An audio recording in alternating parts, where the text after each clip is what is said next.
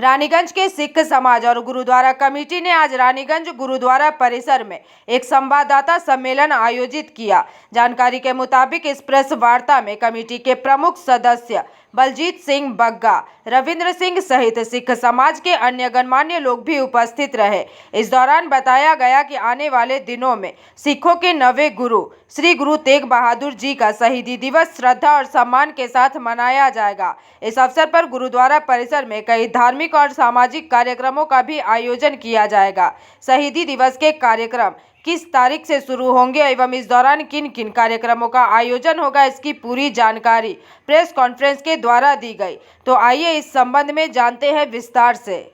Human rights की रक्षा करने के लिए सबसे पहले मैं तो कहूंगा कि जिसने कुर्बानी दी है वो है गुरु तेग बहादुर साहब। इससे बड़ी मिसाल पूरे संसार भर में नहीं मिल सकती और इससे बड़ा इतिहास मेरे समझ से आज के आधुनिक इतिहास में और इससे बड़ा कोई उदाहरण नहीं मिल सकता। मैं आपके माध्यम से आपका जहां धन्यवाद करता हूं, वहीं फिर से अपने आसपास की संगत को, सिख संगतों को और भी जो गुरु घर के प्रेमी लोग हैं, किसी भी धर्म के हो, हमारा रानीगंज वैसे भी एक मिनी भारत है। यहाँ पर हर धर्म के लोग प्यार सद्भावना से रहते हैं। सभी धर्म के लोगों को अपील है कि वो इस अच्छे काम पे, इस गुरु पर्व में आप शामिल होइए और गुरुवाणी सुन करके, गुरु इतिहास सुन करके आने वाले जीवन में, अपने जीवन में क्या हम सुधार कर सकते हैं, क्या हम लोगों का भला कर सकते हैं और किस तरीके से जीना है, इस चीज़ की समझ लेते हुए अपना जीवन सफल करें। मैं यही आपसे, आपके माध्यम से अपील करता हूँ। धन्यवाद। आपका नाम? रविंद्र सिंह। प्रेस रिपोर्टर मैं सबका धन्यवाद करता हूँ। हमारे सेक्रेटरी बलजीत सिंह और कमेटी के जो चेयरमैन है हमारे इसका 350 सालाना रविंद्र सिंह से अभी आपने पूरा डिटेल समझ लिया है। तो प्रोग्राम के बारे में उन्होंने आपको सब डिटेल बताया है और प्रोग्राम हम लोग का 23 तारीख से ही स्टार्ट हो रहा है और उसके बाद प्रभात फेरी अभी चल रही है। 27 तारीख को हम लोग का सेमिनार होगा, सर्वधर्म सम्मेलन जो कर रहे हैं वो लायंस क्लब में प्रोग्राम है और 28 तारीख को गुरुद्वारे में शहर में प्रोग्राम है, 29 तारीख गुरुद्वारा शहर में प्रोग्राम है, 30 तारीख को ग्राउंड में प्रोग्राम है। हर एक प्रोग्राम में आप लोग सब आमंत्रित हैं और उसके बाद नगर कीर्तन का प्रोग्राम होगा। हम लोग यहाँ पर गुरु तेग बहादुर जी, जिसे कि हिंद की चादर भी कहा जाता है, ये वैसे तो प्रोग्राम हम लोग हर एक साल मनाते हैं, मगर ये साल हम लोग अपने आप को बहुत खुश नसीब समझ रहे हैं, भाग्यशाली समझ रहे हैं कि उनका 350वां साल हमारे जीवन काल में ये प्रोग्राम मनाने का हम लोग को मौका मिला है। हम लोग का वास्ते बहुत बड़ी खुश नसीब की बात है। उनसे बहुत कुछ हम लोग सीख सकते हैं। हर एक आदमी 99.99% आप समझिए जो आदमी है वो सब अपने वास्ते ही जीता है या अपने परिवार के वास्ते जीता है। पूरे इतिहास में, पूरी सृष्टि के इतिहास में आपको ऐसी कोई जगह नहीं मिलेगी जहाँ पर कोई मनुष्य किसी दूसरे धर्म के वास्ते उन्होंने अपनी शहादत दी हो। इस शहादत उन्होंने खाली ये हिंदू धर्म के वास्ते नहीं, ये शहादत उन्होंने मानवता की भलाई के वास्ते, उनको बचाने के वास्ते दिया है। उनका अदम्य साहस, उनकी हिम्मत और उनको हम लोग, उनका जो जज्बा है वो बिरला ही कोई आदमी मिलता है। कोई इसे हिंद की चादर कहते हैं, कोई। आज हमें बहुत ही गर्व महसूस हो रहा है कि सिखों के नौवें गुरु श्री गुरु तेग बहादुर महाराज, जिन्होंने धर्म की रक्षा करते हुए उस वक्त ऐसी शहादत दी जो दुनिया के इतिहास में कहीं नहीं मिलते हैं, उनका इस साल 350वां शताब्दी शहादत दिवस हम लोग पूरे रानीगंज के लोग मना रहे हैं। आसपास की संगत के साथ मिलकर, सबके सहयोग के साथ मिलकर, पूरा संसार, आज आप देख रहे हैं कि लाल किला में भी 4 दिन का प्रोग्राम अभी चल रहा है। पूरा विश्व बहुत ही श्रद्धा भावना के साथ मना रहा है। ये प्रोग्राम कहाँ पे मनाया जाएगा? ये प्रोग्राम रानीगंज गुरुद्वारा से ही शुरुआत है, क्योंकि इस पर शताब्दी दिवस है, इसलिए इस हमारा प्रोग्राम 20 तारीख से ही शुरू हो चुका है। दरअसल मैं थोड़ा ब्रीफ बता दूं, पहले इतिहास के कुछ पन्नों को ये बता दूं। 2 लाइनें मैं पंडित दिनकर जी की बोलना चाहता हूँ कि युद्ध नहीं जिनके जीवन में, युग भी बड़े अभागे होंगे, या तो प्रण को तोड़ा होगा या तो रण सिखाते होंगे। तो गुरु तेग बहादुर महाराज जी ने उस वक्त जो औरंगजेब शासक था, वो ज़बरन हिंदुओं को इस्लाम धर्म में परिवर्तित करने के लिए काफ़ी जुल्म कर रहा था। कश्मीरी पंडित कृपाराम जी अपनी बात रखने के लिए गुरु तेग बहादुर साहब जी के पास आए, क्योंकि उन्हें एक बात का एहसास जरूर था कि यही वो गुरु नानक का घर है जहाँ से जुल्म के खिलाफ आवाज़ उठ सकती है। पूरे भरोसे के साथ हम उस स्टेप में आए, अपनी बात रखी। उन्होंने साथ में ही गोविंद राय जी जो उस वक्त 11 साल के थे, उन्होंने कहा कि आप जैसा महापुरुष यदि इस वक्त शहादत देता है तो शायद हो सकता है औरंगज़ेब के जुल्म का खात्मा किया जा सकता है। औरंगज़ेब ने बड़े ही जुल्म किए थे। तो गुरु तेग इस दिवस में क्या क्या कार्यक्रम रहेगा?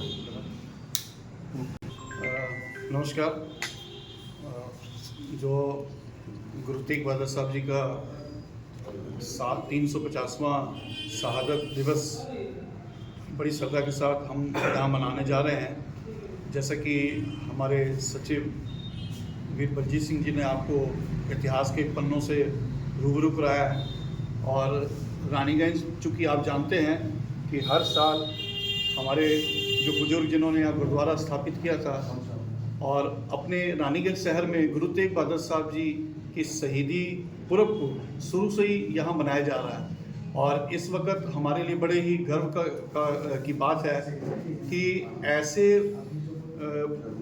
गुरु जिन्होंने अपने शरीर की परवाह ना की, शरीर का ठीकरा फोड़ दिया, केवल और केवल मानवता की रक्षा के लिए, जुल्म का मुकाबला करने के लिए, अत्याचारी जो कि उस वक़्त शासक औरंगजेब था, और जिसकी ये आकांक्षा थी कि जो पूरे भारतवर्ष को वो अपने धर्म में परिवर्तित करवा लेगा जबरन, जोर ज़बरदस्ती से। चूँकि इस्लाम धर्म भी इस बात की परवानगी नहीं देता है कि किसी को जोर ज़बरदस्ती करके किसी भी धर्म में लाया जाए। कोई भी धर्म इस बात की गवाही नहीं देता है। लेकिन होता क्या है कि जो भी शासक होता है उस वक़्त वो सत्ता के नशे में चूर हो जाता है, उसे लगता है ये बड़ी मामूली बात है।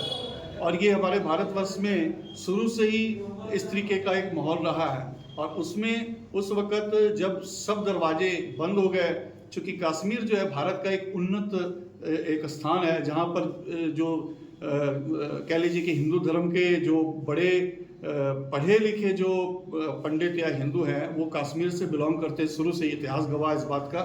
इसलिए औरंगजेब ने सबसे पहले ये गुरु ग्रंथ साहब जी की वाणी के सहज पाठ, जो कि हर सिख को गुरु का हुक्म है कि अपने गुरु ग्रंथ साहब जी की वाणी को आहिस्ता आहिस्ता से प्रेम से पढ़ते हुए उसको समझना है, उसको जीवन का अंग बनाना है। तो सहज पाठ का एक पूरा जो समागम है वो पूरे इलाके में रानीगंज की संगत जो सिख संगत है, तकरीबन 125 125 से 150 लोगों ने सहज पाठ रखे हैं गुरु ग्रंथ साहब जी की पूरी वाणी के। वो एक बहुत बड़ा समागम जो है 23 तारीख को हम लोग करने जा रहे हैं, जिसमें सभी इलाके के लोग भी यहाँ पहुँचेंगे। 23 तारीख को सुबह 11 बजे यहाँ गुरु ग्रंथ साहब जी की वाणी के सहज पाठ की एक समाप्ति होगी। उसके बाद गुरबाणी कीर्तन होगा, और सुबह 10 बजे से खंडे बाटे की जो पाहुल है, अमृत छकना खालसा बनना, जो गुरु गोविंद सिंह जी ने सब सिखों को हुक्म किया है, वो खंडे बाटे की पाहुल यहाँ अमृत पान करवाया जाएगा। आपके माध्यम से जहाँ भी ये आवाज़ जा रही है, सभी को मैं बेनती करता हूँ कि वो 23 तारीख को खंडे बाटे की पाहुल यहाँ जरूर छके, अमृतधारी बने और गुरु साहब के हुक्म पर चलें। और इसके बाद 20 तारीख जो कि कल से हमारे यहाँ प्रभात फेरी, आपको पता है सुबह सुबह गुरु की वाणी को गायन करते हुए नगर कीर्तन के रूप में संगत निकलती है, और आज ये उसका दूसरा दिन था। और 27 तारीख तक ये प्रभात फेरी चलेंगी। इसके बाद अगला जो प्रोग्राम है वो 27 तारीख को लायंस क्लब के हॉल में एक सेमिनार आयोजित किया जा रहा है, सिंपोजियम, संगोष्ठी जिसको हम कहते हैं। उसमें हमारे इस संगोष्ठी को संबोधित करने के लिए, यहाँ के जनता को, यहाँ के लोगों को, यहाँ के संगतों को संबोधित करने के लिए विशेष रूप से अमृतसर से सिख धर्म के बहुत ही बड़े विद्वान भाई परमपाल सिंह जी वो साबरा, वो यहाँ पहुँच रहे हैं, जिन्होंने उस सेमिनार की शोभा बढ़ानी है। और सेमिनार में और भी बहुत सारे स्कॉलर यहाँ पहुँच रहे हैं, जिन्होंने गुरु तेग बहादुर साहब जी के शहादत को सामने रखते हुए आज के परिप्रेक्ष्य में क्या उनका संदेश है, क्या दुनिया को उनसे ग्रहण करना चाहिए, ये सारी बातें उस सेमिनार के में होंगी। मैं सारे लोगों को अपील करता हूं कि आप कृपा करके 27 तारीख को शाम 3:30 बजे लायंस क्लब में ज़रूर पहुंचें, और तकरीबन 1.5 से 2 घंटे का वो प्रोग्राम है, वहां पर ये सेमिनार आयोजित किया जाएगा।